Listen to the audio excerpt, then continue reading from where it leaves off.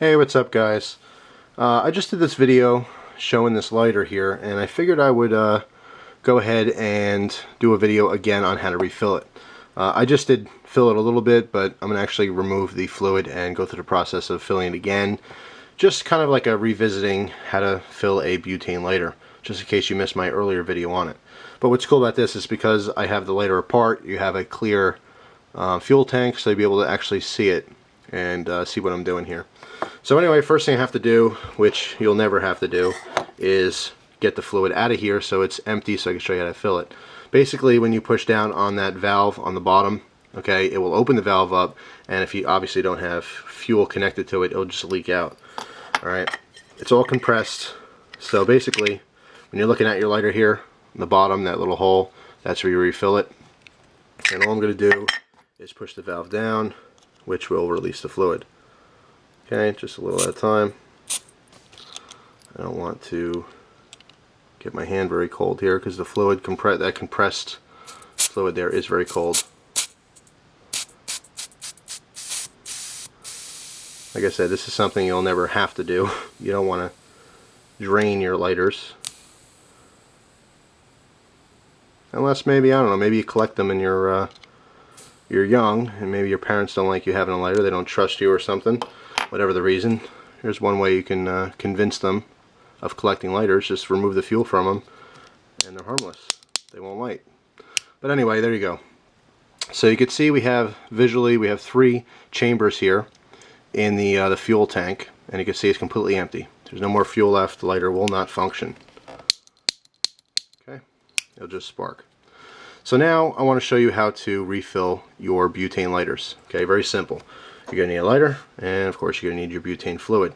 This happens to be Ronson. If you're asking, is Zippo blue butane fluid worth it? Absolutely 110%. Zippo really puts out a high quality fuel, whether it is their regular butane, or excuse me, their regular lighter fluid or their butane fluid. It is definitely worth the extra money, and yes, it is more expensive, but it burns a lot cleaner, and there's less particles of other stuff in there. I find that if in the past, if I've used a really cheap brand, I like to stick with Ronson. It's cheaper than Zippo brand, but it's better than some of the no-name. I got stuff once, it was called Thunder, and it was horrible. It was a really dirty fuel, and it always clogged up my my lighters. But anyway, you need yourself some butane fuel. It will come in a cylindrical bottle like this. It is compressed gas. It'll have a little nozzle like that on the top. Okay, what you want to do, first off, let's look at our refueling area, which is right there. All lighters will be the same. You have a little valve stem on the inside. Okay, and you'll see that usually, see those two notches cut out? That's for adjustment. Now on the bottom of the lighter, it'll always show like a plus sign, minus sign. You can see there where text scratched it up trying to adjust it. But anyway, if I turn it like this, you'll see it better. Plus sign on the left, minus sign on the right. So basically, if you turn this counterclockwise, it would open the valve, letting more fuel through, making your flame higher or stronger. Okay, that's what the plus sign is. If you want to lower your flame or conserve your fuel, you would rotate it clockwise. Anyway, let's fill this up. You want to turn your lighter upside down. Again, notice that all three chambers of this fuel tank are empty. Turn it upside down, put it on a flat, hard surface like this. Take your bottle. First thing you want to do is shake it up.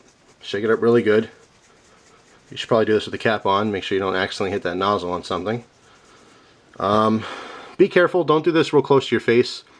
A lot of people, what they'll do is when they go to refill this, if your nozzle's on an angle at all in any direction, it'll squirt out. It'll look like this. Okay? And you'll hear it. You don't want that to happen. Okay? That is not the goal here. You want to have it nice and straight.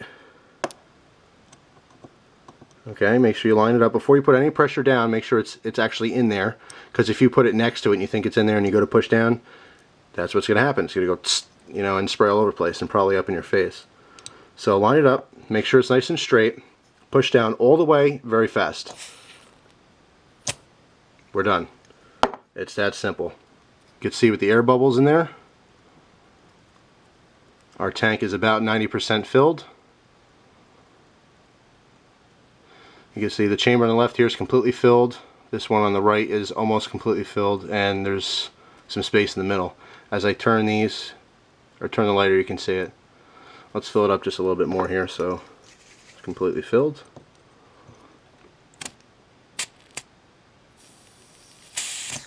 There we go. That's about as filled as this is going to get. You have to leave a little bit of room in there for air. But anyway, there's our fuel. Test the lighter. It's working great.